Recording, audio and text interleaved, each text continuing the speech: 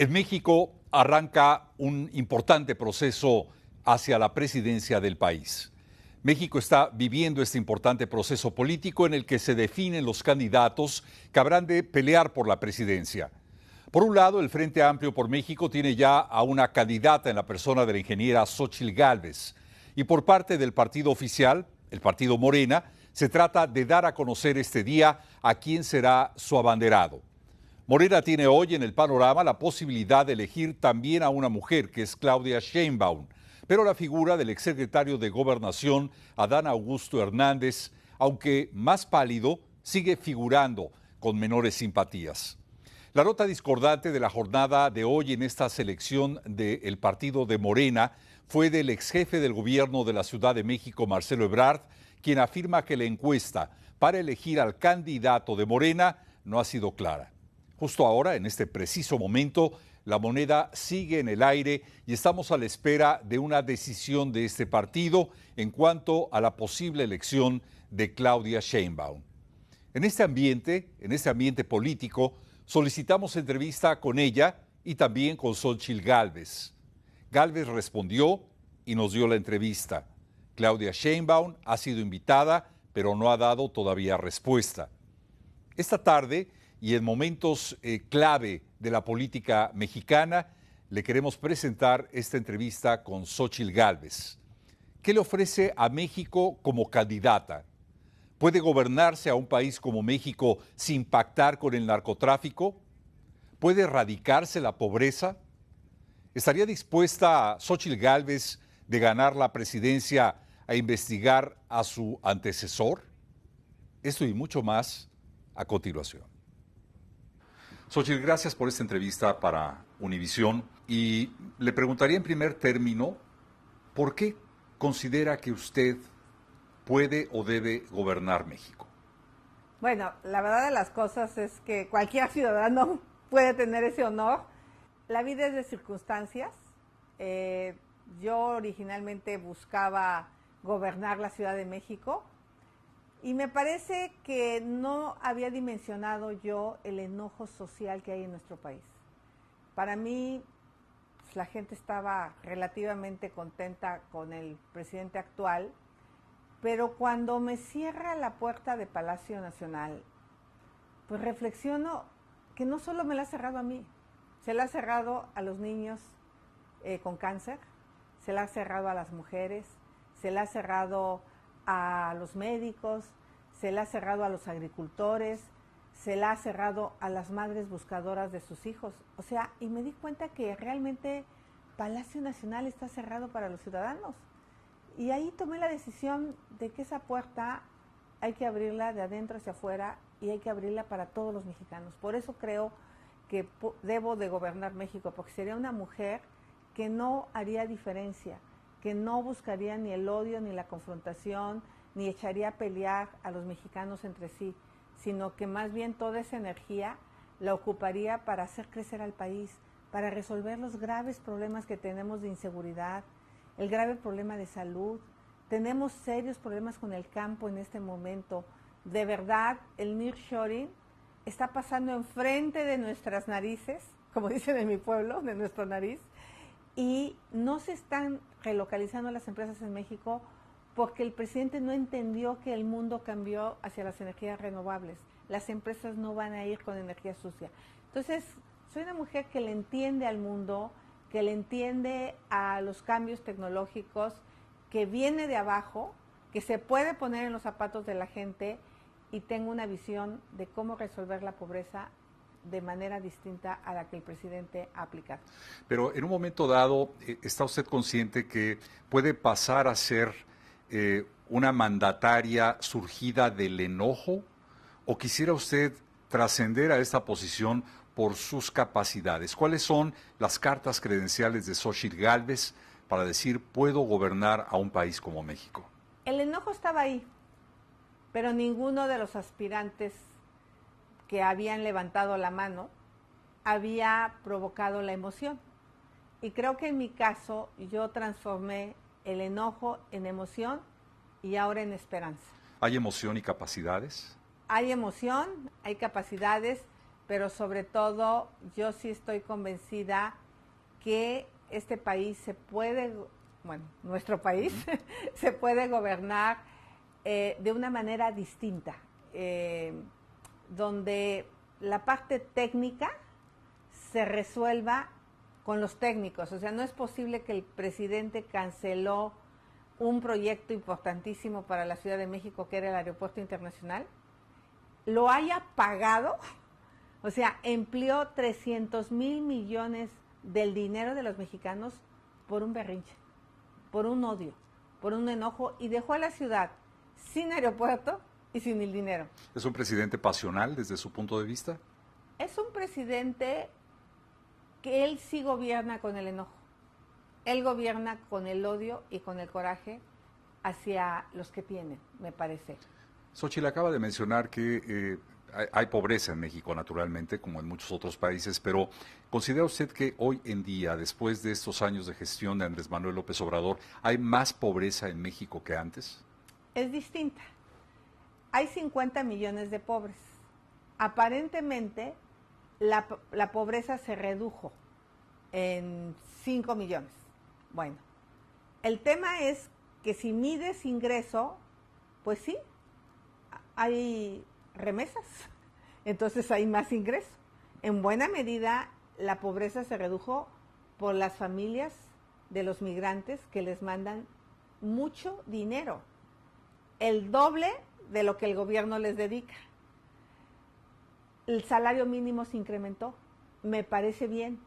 Ese salario mínimo lo están pagando los empresarios, más los recursos que el gobierno pone. Esa es la causa por la que la pobreza se redujo. El problema es que creció el número de mexicanos sin servicios de salud. Pasamos de 20 millones a 50 millones de mexicanos que no tienen servicios de salud. Te voy a poner el caso de mi hermano. Mi hermano tuvo un infarto. Cuando había el Seguro Popular, esa enfermedad catastrófica la cubría el Seguro Popular. Además, era derechohabiente del ISSSTE por ser maestro rural. Llegó al ISSSTE, no lo atendieron, le dijeron que fuera el lunes. Tuvimos que acabar con un médico particular pagando 250,000 pesos. Esas enfermedades catastróficas se han duplicado en México. Entonces, las familias quedan endeudadas, se han empobrecido porque quitamos el Seguro Popular. Entonces pasamos de, tengo dinero aquí, pero tengo que comprar medicamentos, tengo que pagar doctores. Entonces, en términos reales, te doy más acá, pero te lo quito porque no te doy sistemas de salud. Xóchitl, usted habla de erradicar pobreza. ¿Cómo lograrlo? ¿Cómo lograrlo cuando todo país tiene un presupuesto limitado ante las demandas tan grandes de sociedades que siguen creciendo y que siguen demandando más y más y más? ¿Es posible acabar con la pobreza en un país como México? Es posible reducir la brecha de desigualdad. O sea, creo que eso es lo que yo me estaría planteando. Hoy somos uno de los países más desiguales del mundo. O sea, hay mucha riqueza, pero esa riqueza está acumulada en unas cuantas familias. Y pues, ¿qué tenemos que hacer? Primero, yo creo que hoy el nearshoring es una oportunidad para México para relocalizar empresas que vienen de Taiwán, de Asia, por la pandemia, por el conflicto entre China y Taiwán. Pues Estados Unidos desea que esas empresas se relocalicen en Canadá, en México o en Brasil. Se están relocalizando más en Brasil que en México. Le voy a decir por qué. Porque no hay Estado de Derecho. Dice el presidente que no le vengan con que la ley es la ley. Entonces, ¿quién va a querer invertir en un país donde no se respeta la ley? Problema de violencia. No hay energía. Tenemos un grave problema de energía y la que hay es sucia. Tesla no va a producir sus autos eléctricos con energía sucia. Tenemos un problema con infraestructura y en algunas regiones de capital humano. Por ejemplo, qué padre que Tesla se vaya a Chiapas, pero no se va a ir a Chiapas porque no tiene la mano de obra calificada. Entonces, ¿qué tenemos que hacer? Tenemos que resolver estos problemas que sí se pueden resolver relativamente rápido.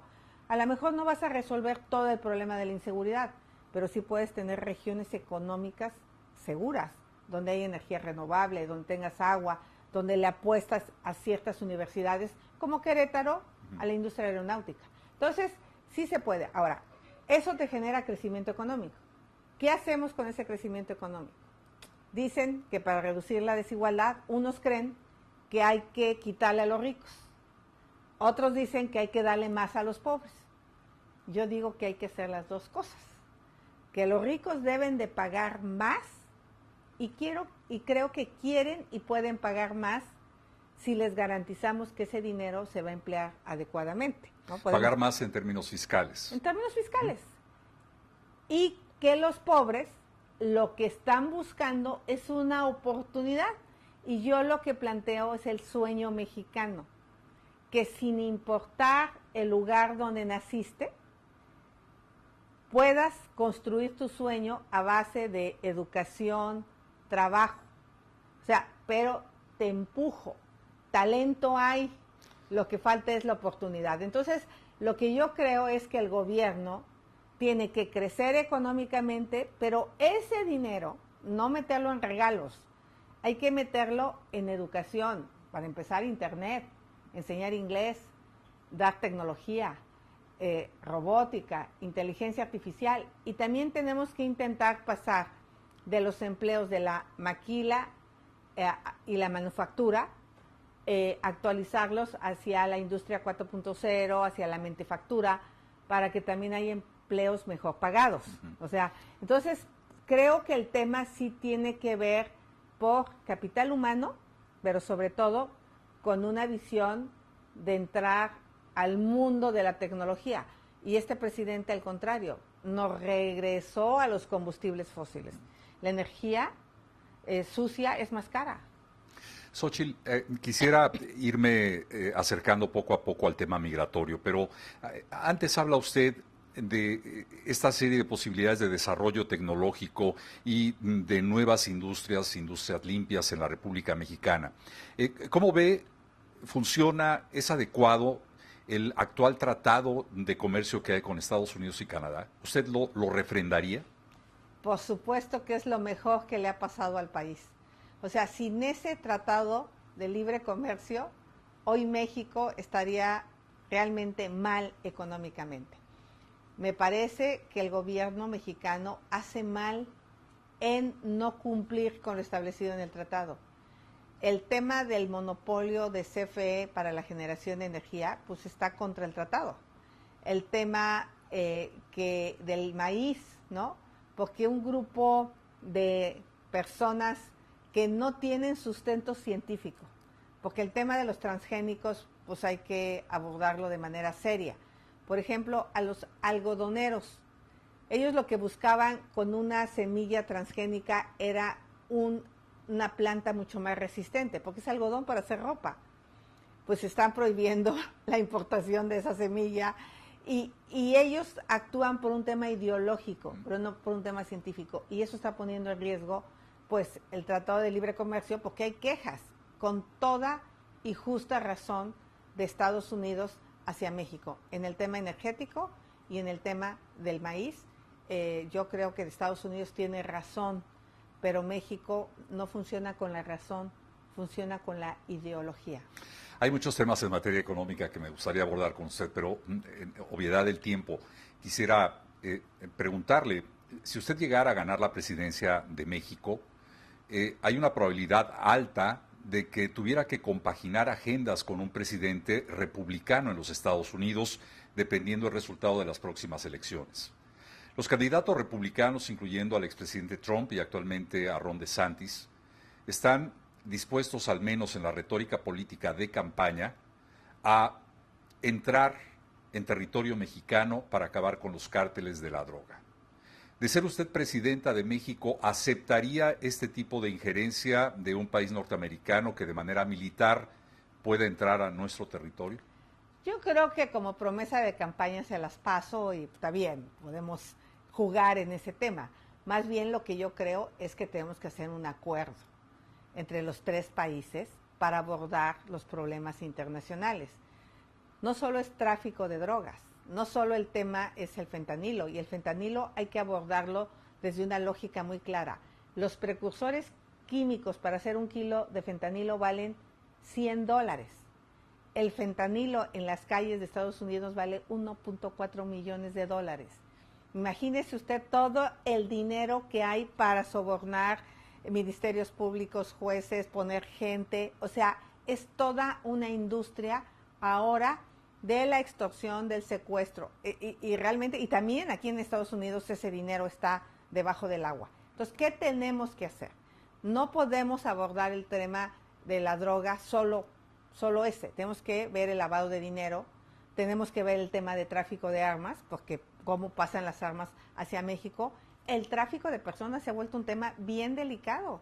O sea, los 2 nietos de mi trabajadora del hogar pasaron con $12,000.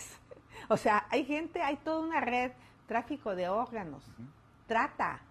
O sea, tenemos un problema grave. Entonces yo creo que bien vale la pena ponernos a trabajar en una agenda entre Canadá, Estados Unidos y México, similar al Tratado de Libre Comercio para el tema de seguridad, donde podamos intercambiar información de manera clara, transparente, y que nadie diga es una intromisión a la soberanía. No hay peor cosa que lo que hoy le está pasando a México. O sea, que todo este dinero que llega del tráfico de drogas se está convirtiendo en una industria donde el crimen organizado ya está metido en la pesca, ya está metido en controlar distritos de riego, está metido en la industria del secuestro. O sea, es muy delicado lo que nos está pasando a México. Y pues, ¿quién tiene la culpa? Pues todos. O sea, dejemos de echarnos culpas y mejor pongámonos a trabajar. Yo dije que hay 3 cosas que pongo en la mesa para entrarle al tema de seguridad. Inteligencia, no solo, o sea, capacidad, corazón, para ponerme del lado de las víctimas, no hacer lo que el presidente hizo burlándose del tema en Lagos de Moreno, Jalisco, y firmeza. Xóchitl, ¿pueden esas 3 cosas con la realidad de que el crimen organizado en México se ha convertido en el 4º poder? ¿No hay que pactar para poder gobernar a un país como México y erradicar ese tipo de problemas? Pues ahí está el pacto. Los ¿Hay pacto? abrazos y no balazos. ¿Qué más quiere usted? ¿Y en su caso? Ese es, o sea, abrazos y no balazos nunca fue una estrategia de seguridad. Fue una ocurrencia. Fue darle al crimen organizado pues todos los elementos para andar con libertad. Imagínate cómo lo lee. Yo sí creo que es un problema que nos compete no solo a México y Estados Unidos, China, India, que son los países que mandan los precursores químicos, Europa, que también recibe buena parte de esta droga. Creo que llegó el momento de dejar de echar culpas y ponernos a trabajar con sensatez, con inteligencia y más que valentonadas de nadie. En particular, ¿qué haría usted, Xóchitl, ante este grave problema? Hay regiones enteras de la República Mexicana dominadas total y absolutamente por el narcotráfico. No hay ley que pueda existir. ¿De dónde viene el dinero? Pues hay que ver. Hay que acotar el dinero para empezar. Si el dinero no llega, pues estos criminales van a tener poca capacidad. El tema es que hoy tienen demasiado dinero. Entonces tenemos que empezar a rastrear dónde y cuándo y cómo está el dinero. Cómo están entrando a las aduanas los precursores químicos. Hay una brutal corrupción y ya están los marinos, ¿eh? O sea, y hoy podemos tener tecnología. Tecnología, inteligencia. La tecnología es clave en este tema. Hay países que con tecnología de punta están logrando ubicar realmente el cómo se están moviendo estos grupos criminales. Estados Unidos la tiene, hay que cooperar. Xóchitl, si usted llega a ser presidente de México, ¿tendría que pactar con los grupos criminales? ¿Tiene que haber algún nivel de pacto? No, yo en ese sentido no me imagino pactando con los grupos criminales. ¿Lo haría? No, hay que aplicar la ley. Para mí, la ley. No saldría a tirar balazos, es como lo hizo ya un expresidente a lo güey y sin saber exactamente una estrategia. Yo creo que tiene que haber una estrategia con mucho más cabeza, yo le llamo inteligencia, pero nunca dejar de pensar en las familias víctimas. Pero también tiene que haber firmeza. O sea, yo insisto que aplicar la ley tiene que ser el principal mensaje, pero tampoco es llegar así, invado, exterminio, pues tampoco es una solución. Xóchitl, el papel del migrante para México. está tan llevado y traído el tema de los 50,000 millones de dólares anuales. Sabemos que es un soporte importante para la economía nacional, incluso mucho más allá del petróleo o de la industria turística. ¿Qué hacer para retribuir al migrante mexicano en el exterior que simplemente no tiene contacto, no siente tener una conexión con sus gobernantes en el país de origen? Mira, realmente buena parte de mi pueblo está acá. Los ñañús están en Florida, están en Phoenix, están en Las Vegas. Yo me he reunido con muchos de ellos. A mí, por ejemplo, el programa 3-1 me parece un programa sensacional, que desapareció, pero que hacía que muchos grupos de migrantes que apoyan a sus pueblos pudieran tener un soporte o una contraparte importante de parte del gobierno federal.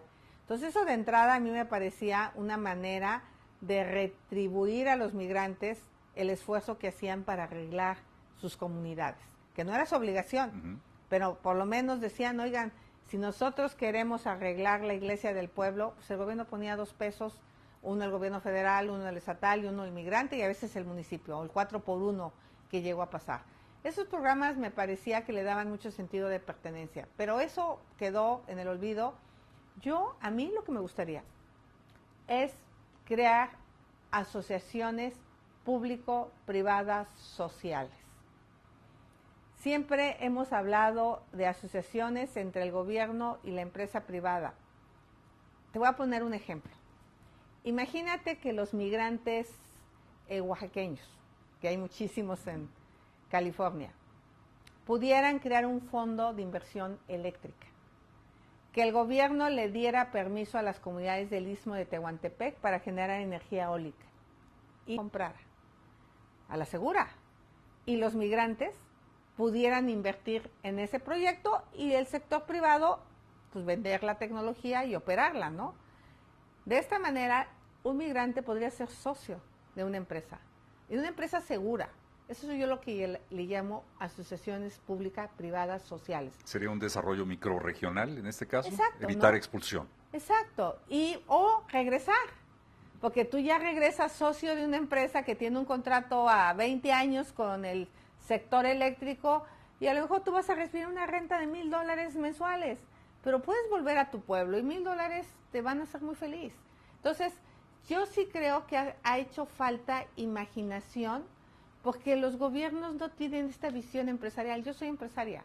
De las cosas que, bueno, el presidente se burla de mí porque dice, ¿cómo de vender gelatinas y tamales pasó a convertirse en una empresaria exitosa? Pues ese es el sueño de miles de migrantes que están acá, que en sus pueblos, pues quizá vendían tamales, quizá sus madres vendían gelatinas, y se vinieron buscando el sueño.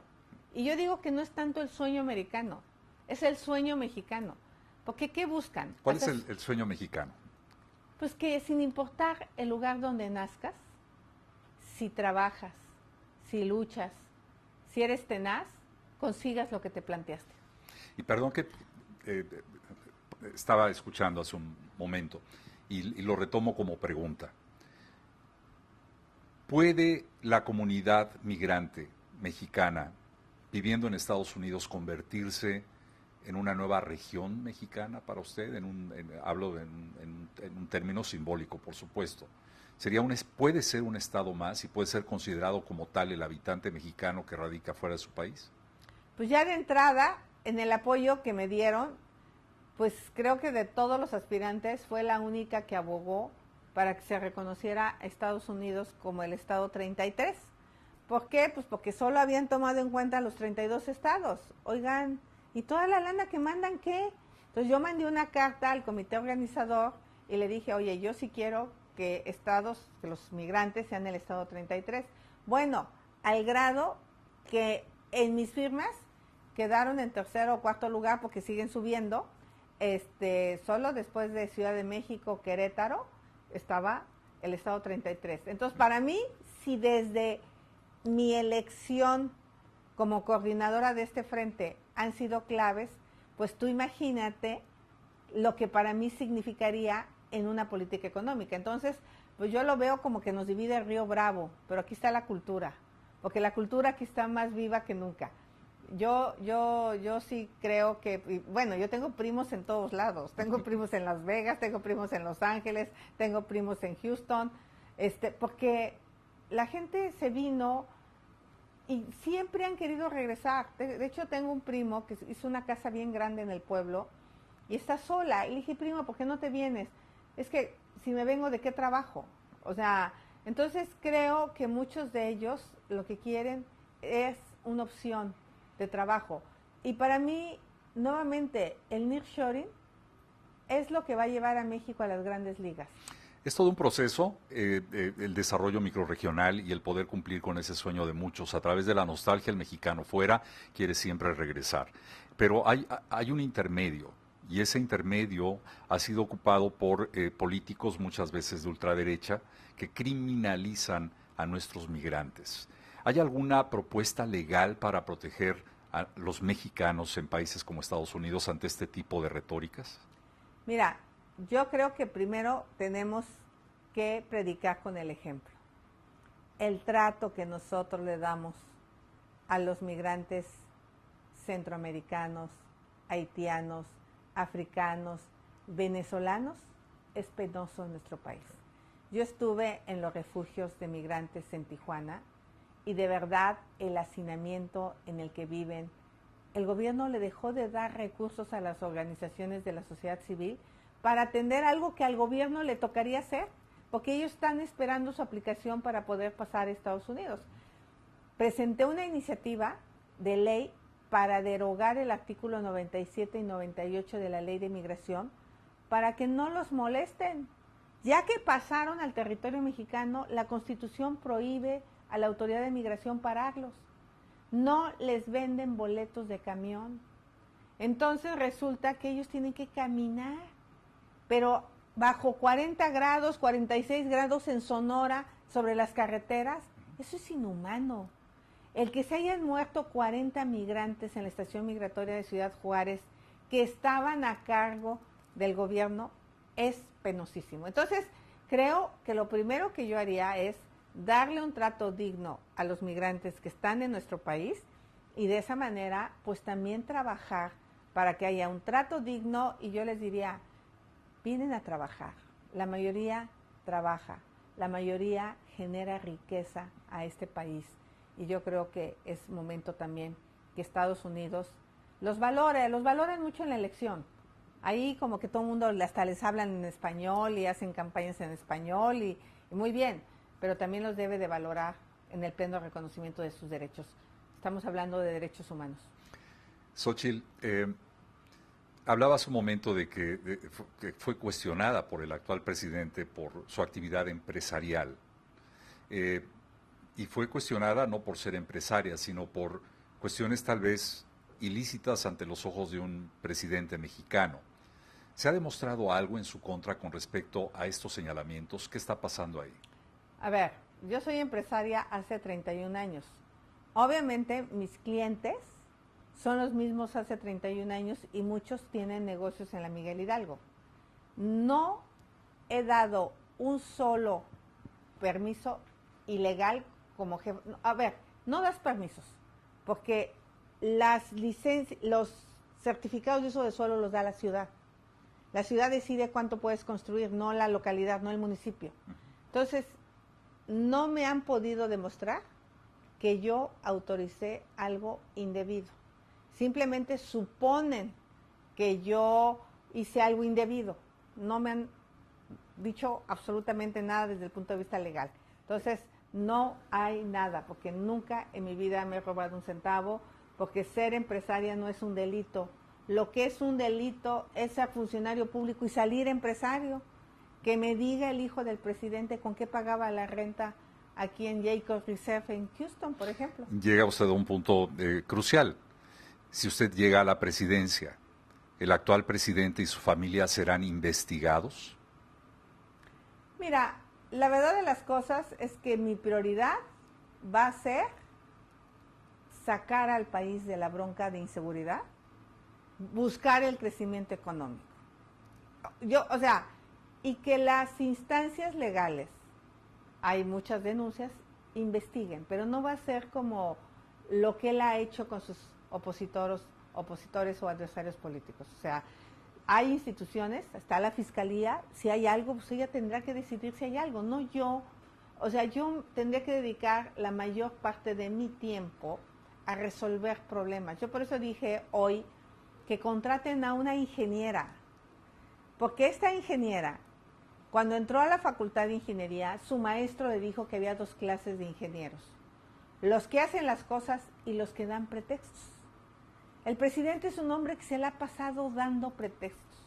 Que si Calderón, que si Fox, y él sabía para qué quería ser presidente. Entonces, en mi caso, yo soy una mujer que sabe dar resultados. Por eso, cuando este maestro preguntó qué clase de ingenieros quieren ser, los que dan pretextos o los que dan resultados. Entonces, yo quiero ser una ingeniera que le dé resultados al país y por lo tanto se va a focalizar a los graves problemas. Finalmente, Xóchitl, yo le pediría, seguramente millones de inmigrantes mexicanos estarán escuchando sus palabras. ¿Qué les dice a ellos? ¿Qué mensaje les tiene en esta etapa en la que se define su futuro político? Que tengo una enorme coincidencia con el presidente de la República. Primero, los pobres. Sí. Solo que tenemos 2 visiones distintas y los que están aquí me van a entender. Aquí tienes que trabajar muy duro para salir adelante. Estoy de acuerdo con el presidente de dar apoyos económicos, pero tenemos que darles capacidades a las personas que viven en pobreza. Mi historia de éxito tiene que ver con que obtuve una beca en la Facultad de Ingeniería. Y de ser telefonista y ganar, en ese entonces hoy relativamente $120, ¿no? Ganaría mensuales ahorita. Pues pasé a ganar $2,500 como programadora. Entonces sí creo en que coincidimos en el fondo de que hay que sacar a los pobres. Yo lo que planteo es a través de la inversión, del desarrollo económico, de empujar a las personas. Por eso cuando fui funcionaria federal me tocó fundar 10 universidades interculturales bilingües en las regiones indígenas, para que no tuvieran que hacer lo que yo hice, de emigrar a la ciudad y tener que vivir en un cuarto de lámina, trabajar y estudiar. Entonces yo creo que las personas de escasos recursos lo que están buscando es ese empujón, y eso es lo que yo quiero. Pero también los empresarios quieren generar riqueza, que la generen. Y bueno, creo que en ese sentido, afortunadamente le entiendo más al mundo que el actual presidente. Gracias, Xóchitl. Gracias a la candidata del Frente Amplio por México, Xóchitl Gálvez, e insistimos, estamos a la espera de la confirmación de la entrevista con Claudia Sheinbaum. Es nuestro interés dar a usted una visión completa de lo que estas mujeres pueden ofrecer a los electores mexicanos, muchos de ellos radicados naturalmente aquí en los Estados Unidos. Una información valiosa para que usted forme su opinión y tome la mejor decisión en las urnas. ¿Qué está pasando en este momento en la capital de la República Mexicana?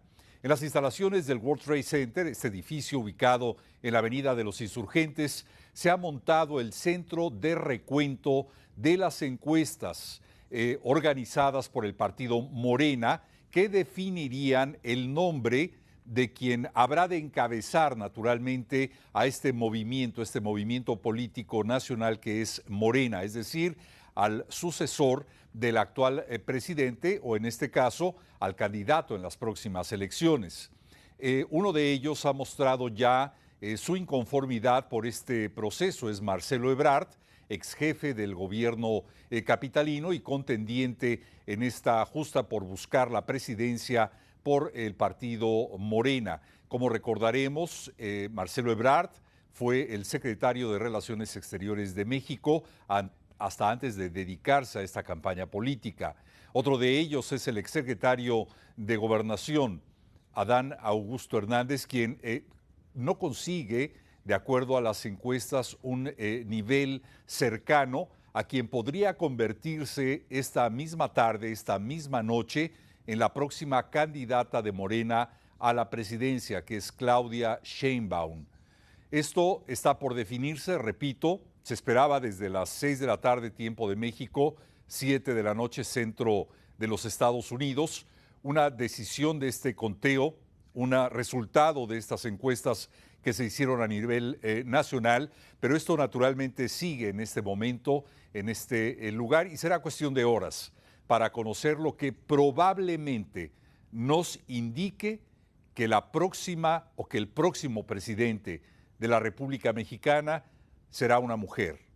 ¿En quién? En la persona de Xóchitl Gálvez, del Frente Amplio por México, o de Claudia Sheinbaum, eventualmente, si es finalmente la ungida por el partido de Morena en la República Mexicana. ¿Qué ofrece una y otra? Hoy escuchamos un lado de la moneda. Habrá que esperar en las próximas horas o días a esta entrevista con Claudia Sheinbaum, a quien hemos solicitado en los mismos términos y con las mismas preguntas, responder naturalmente a la audiencia, al migrante mexicano en los Estados Unidos y en términos generales al mexicano dentro del país y en el exterior. Por mi parte ha sido lo más importante. Continuaremos informando naturalmente a través de nuestras plataformas. Que pasen una excelente noche.